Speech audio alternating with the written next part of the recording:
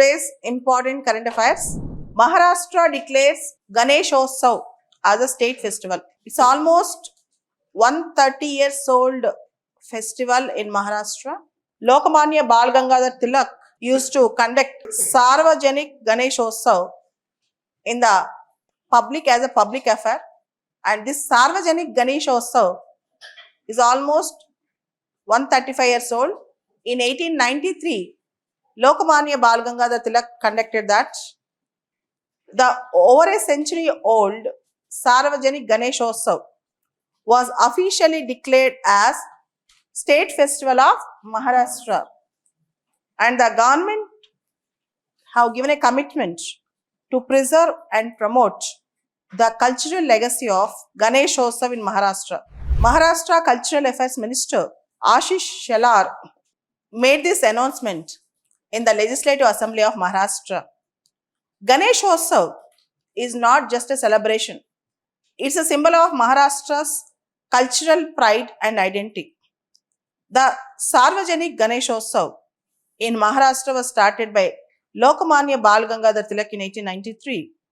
The very essence of this Ganeshotsav is rooted in social unity, nationalism, spirit of freedom, self-respect, and pride in our language.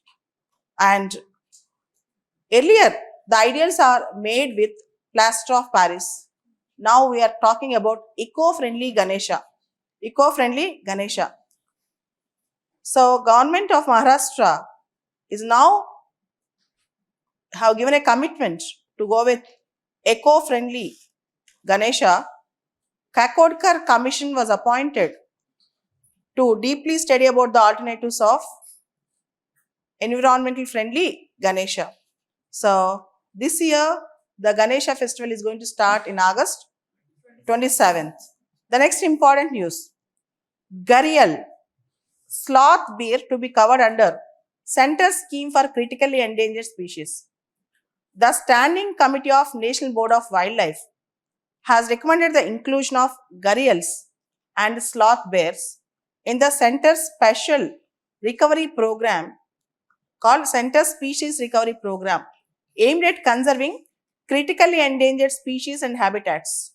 The Standing Committee of National Board for Wildlife, chaired by Environment Minister Bhupendra Yadav, decided to recommend the inclusion of the gharial and sloth bear under the Special Recovery Program of the centrally sponsored scheme for development of wildlife habitats.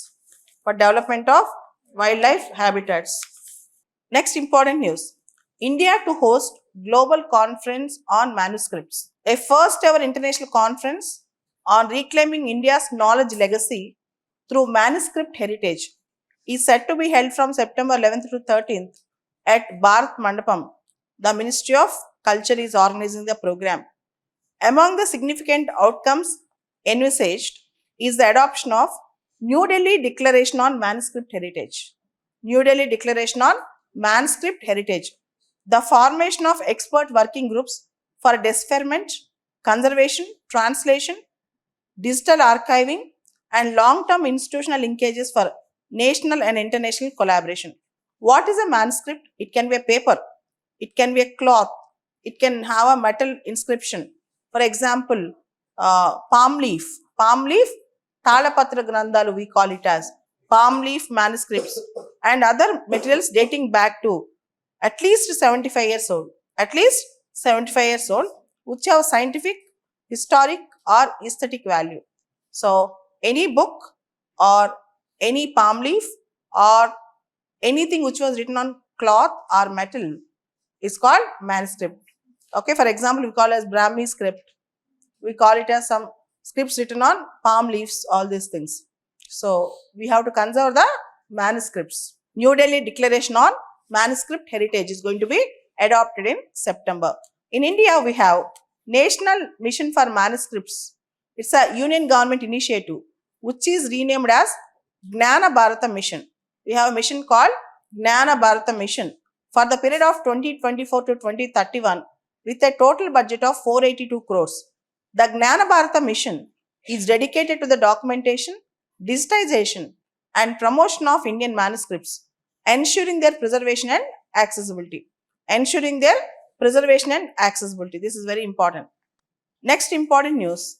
Lotus blooms in Kashmir's Ular Lake after 30 years. After a silence of nearly 30 years, Kashmir's Ular Lake, once hailed for its majestic lotus. Kashmir's Ular Lake, once hailed for its majestic lotus blooms, has awakened in color. For locals who believed the blossoms had vanished forever, for locals who believed that the lotus blossoms have vanished forever, now it's a good news. Now it's a good news. The last time they have appeared was in the year 1992. 1992, and villagers in the nearby areas, they describe them as gift of God. They describe them as gift of God. Okay. Ular Lake, Asia's largest freshwater body. Ular Lake is Asia's largest freshwater body, was once home for the acres of lotus flowers. Nelumbo nucifera. Nelumbo nucifera. Lotus flowers. So, Ular Lake is very famous for lotus flowers. For generations, they have provided nadru, the edible lotus stem integral to Kashmir cuisine.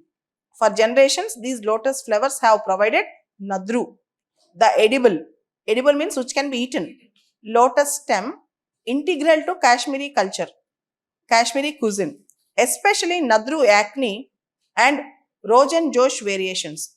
But in 1992, flash floods from the mountains brought heavy silt, burying seeds deep below the surface.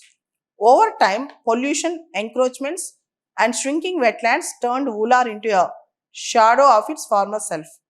So now, with the help of community and with the help of locals, the revival of lotus flower is being attributed to ongoing desiltation and restoration project by the Ular Lake Management Authority. So this is very important. And the Kashmir Ular Conservation and Management Authority launched major desiltation campaign, removing 79 lakh cubic meters of silt, thus exposing buried seeds to sunlight and clean flower. So lotus blooms in Ular Lake after 30 years. Very interesting news, right? Coming back, Elon Musk's Starlink approved in India. You all know we have internet services through cable. For the first time, we have approved Starlink. Now we can have our internet services through satellites. Satellite-based internet service program, Elon Musk Starlink.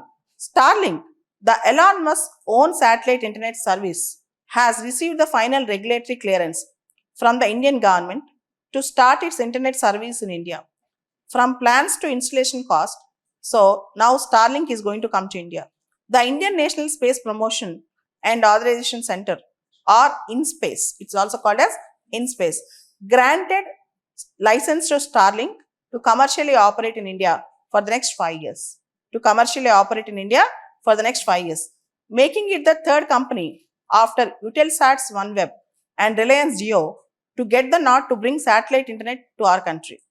The approval permits Starlink to use its Gen 1 satellite constellation in the country and is valid up to July 7th, 2030. And it is valid up to July 7th, 2030.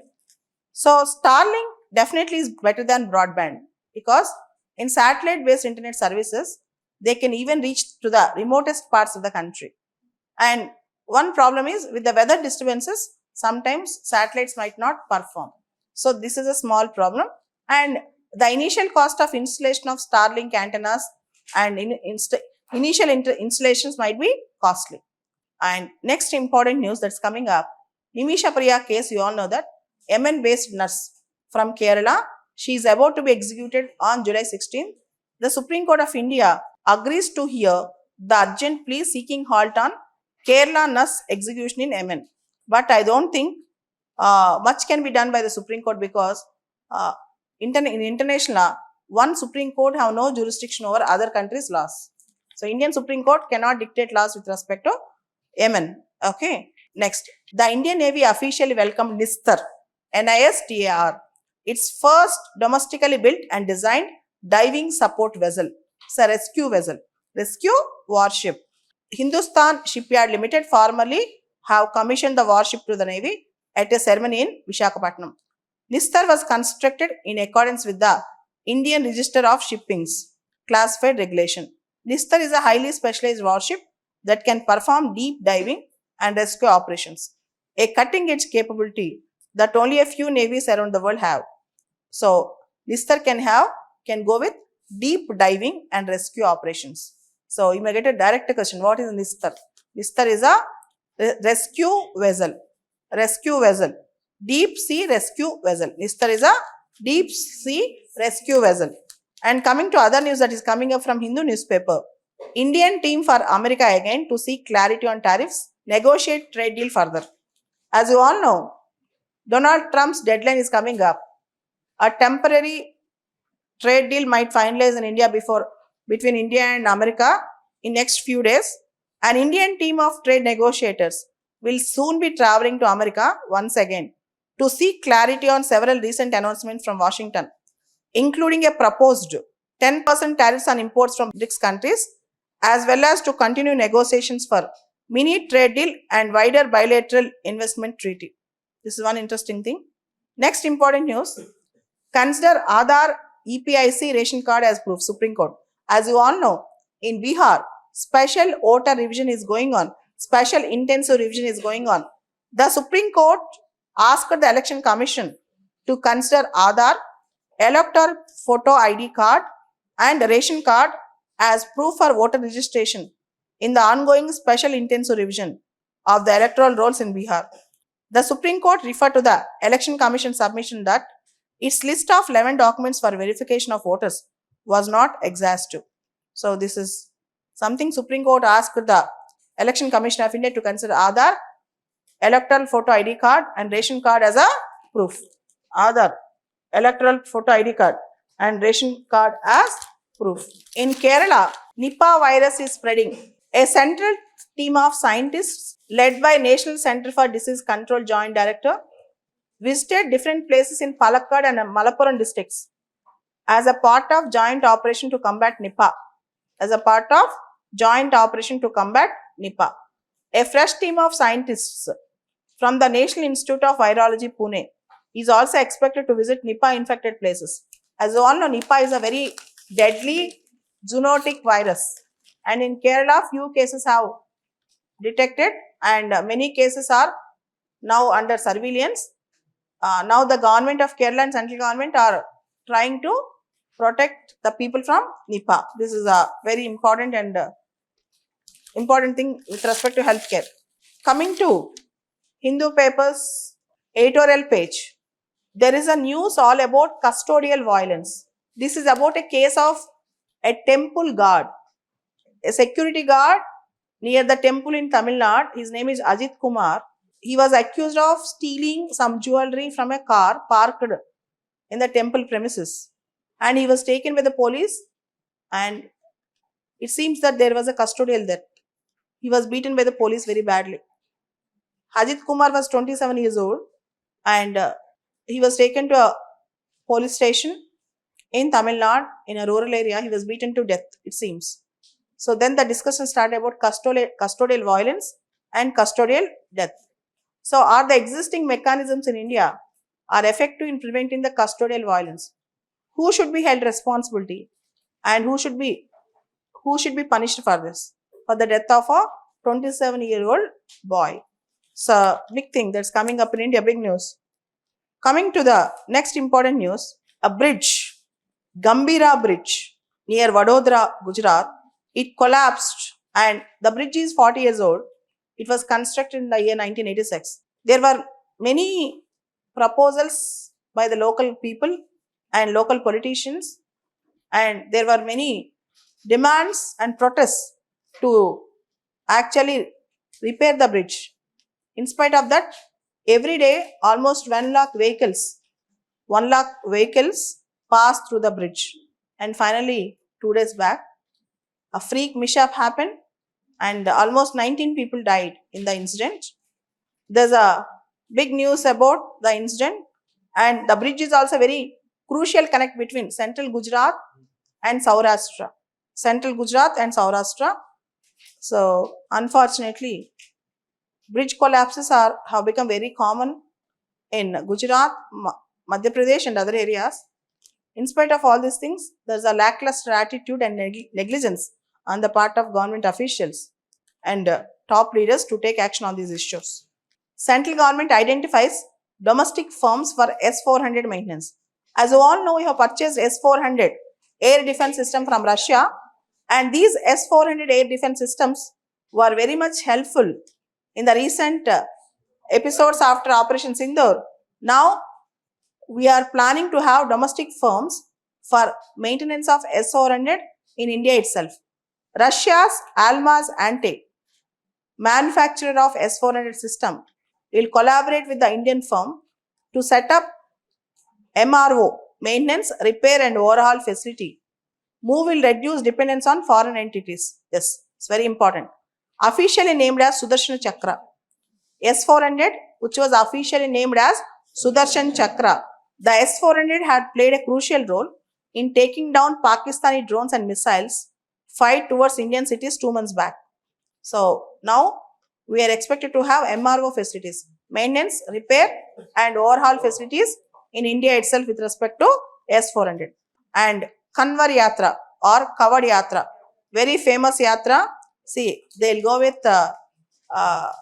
pots to bring Ganga water, and finally they will abhishek Lord Shiva with that Ganga water in their villages. It's a very famous yatra in North India, Kavad Yatra or Kanwa Yatra. It's considered as pious yatra, and sometimes people don't even stop during the yatra. After fetching the water till they go to their village, they don't even stop in between. So it's a very important and interesting yatra called Kanwar Yatra or Kavad Yatra. And another bad news which I can tell, I have to narrate this story also. Radhika Yadav, she is one of the famous tennis players in India, and she got a shoulder injury. So she stopped playing tennis and started coaching. She started an academy, and she belongs to Haryana. In Haryana, girls are treated as second-rate citizens. They don't allow girls to go out and perform, and they don't allow girls to show their bodies also. Sometimes even faces are being covered in Haryana. If you see women, their faces are also covered with the saris. And this Radhika Yadav's father was a conservative Haryani.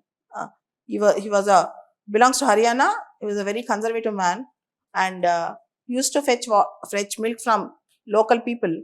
Wherever he goes, people used to comment on him about his daughter. Your daughter is earning money not by her talent but by showing her body, all these things. And the father asked the daughter not to make any reels in Insta. In spite of that, she made certain reels. And father got angry, and one day he shooted the daughter with the gun. Okay. Yesterday the news have come up, and it shows how patriarchal the Haryana society is. And they don't even have that, they don't give choices to women at all. If you see female sex ratio in Haryana, it is far below the national sex ratio. And if you see in Haryana, Kap Panchayats are very, very popular there, which are not actually legal. So there are many things which are against women in Haryana, and I felt very bad after seeing how this tennis player shot dead by in Gurugram, father arrested. Father of the girl Radhika Yadav arrested. Pathetic incident which should not have happened. Okay, but we should be very sorry for that.